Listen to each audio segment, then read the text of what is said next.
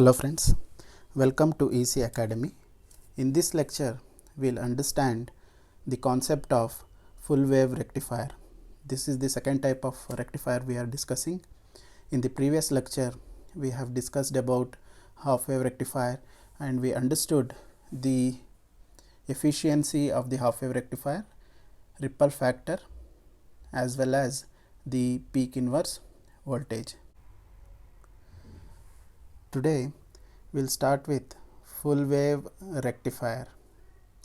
Full wave rectifier rectifies the complete waveform. It rectifies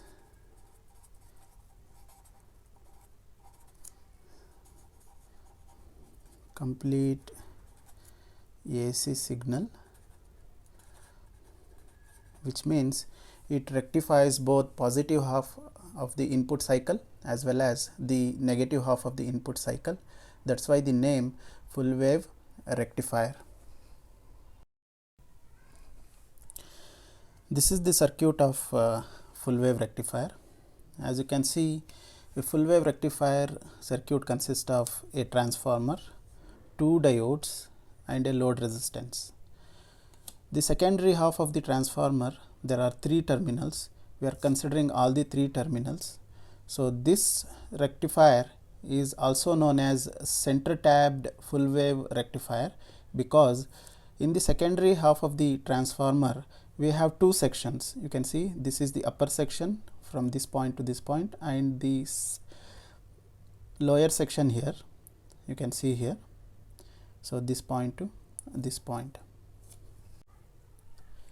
Whatever voltage appear across the upper section, the same voltage will appear across the lower section. That's why the name center tapped.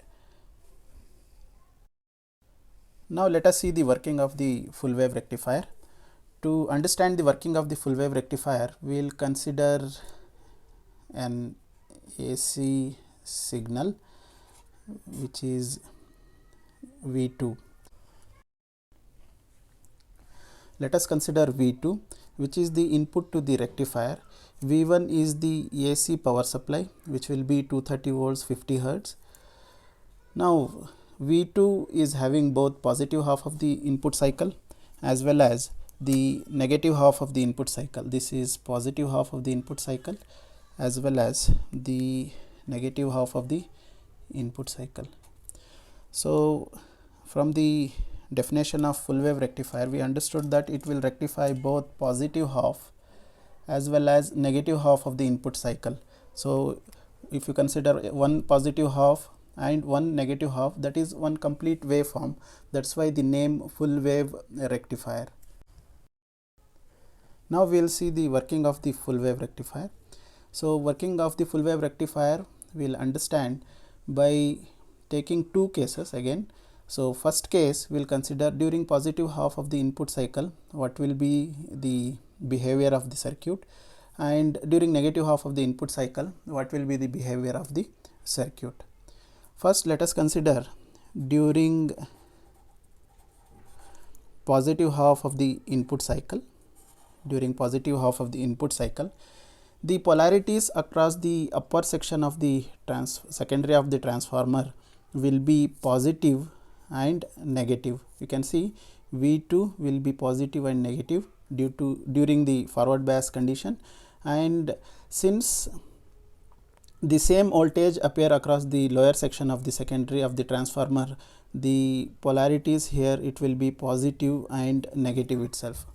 Now from this polarity we can understand that the diode D1 is forward bias because anode is connected to positive and cathode is connected to negative terminal. Diode D2 is reverse bias because anode is connected to negative and cathode is connected to the positive polarity. Now we can write D1 is forward bias in positive half of the input cycle. D2 is reverse bias.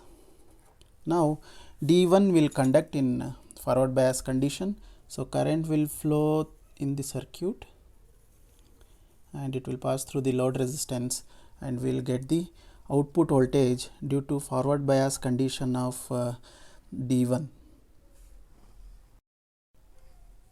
So we will get output voltage in the positive half of the input cycle. This will also be Vm. So during positive half of the input cycle, we will get the output voltage.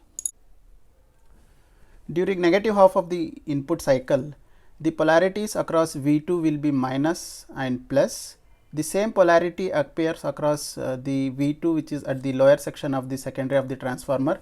It will be minus and plus. Due to these polarities, we can observe that D1 is reverse bias because negative is connected to anode, positive is connected to cathode, and diode D2 is forward bias because positive is connected to anode and negative is connected to cathode.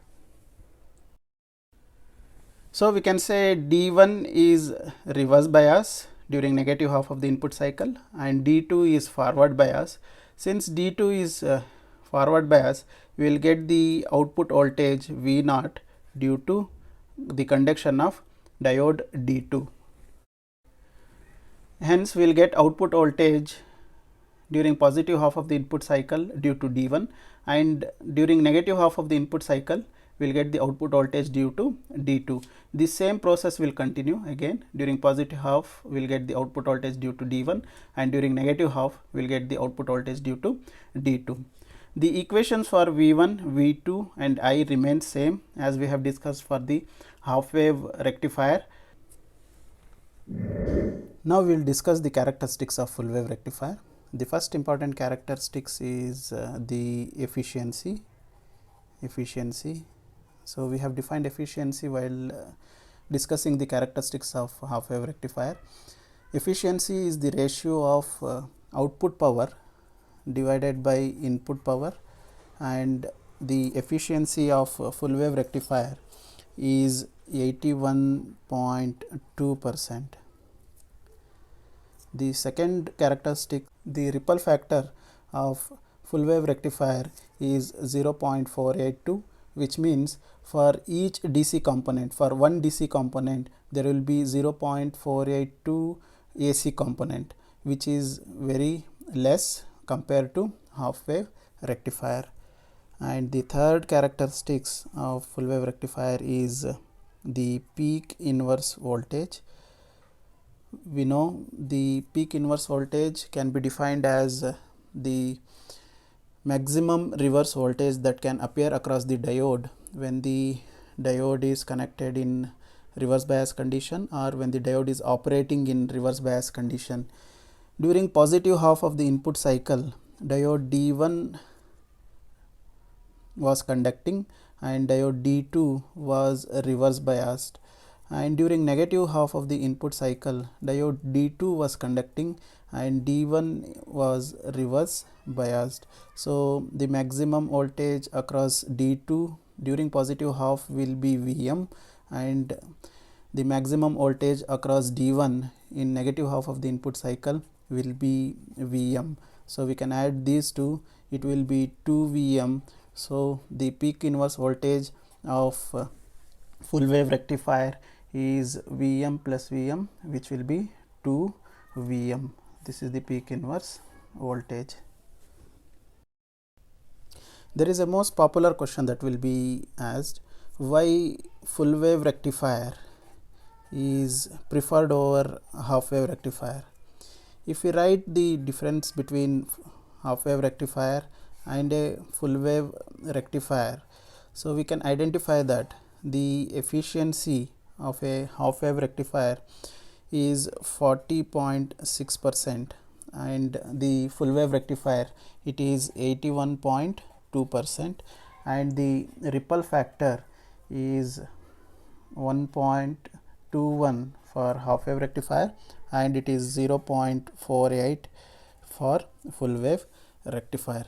So these two are the very important factors. You can see the full wave rectifier is having very high efficiency compared to the half wave rectifier, as well as it is having low ripple factor compared to half wave rectifier. So because of these two factors, we will consider full wave rectifier over a half wave rectifier. Hope you have understood the topic. Thank you.